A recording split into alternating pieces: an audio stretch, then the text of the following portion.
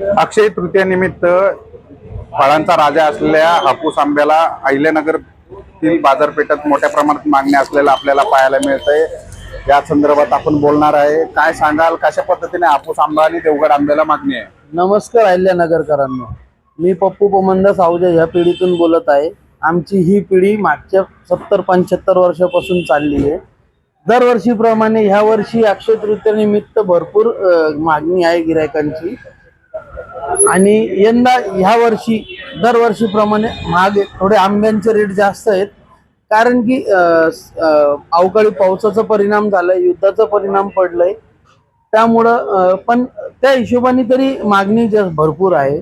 आणि आता उद्या अक्षय तृतीया असल्यामुळं आंब्याला मागणी भरपूर आहे। सध्या या हापूस आणि देवगड आंब्याचे दर काय आहेत? रत्नागिरी हापूस चाललाय 1200 रुपयापासून तर 1600 रुपयापर्यंत 2 डझन, आणि देवगड आहे 1400 ते 2000, जसं क्वालिटी घेणार त्याच्याशी। मोठ्या प्रमाणात आपल्याला इथं गर्दी पाहायला मिळते, सकाळपासूनच इथं गर्दी वगैरे आहे। कशा पद्धतीने आतापर्यंत किती माल विकला गेलाय तुमचा?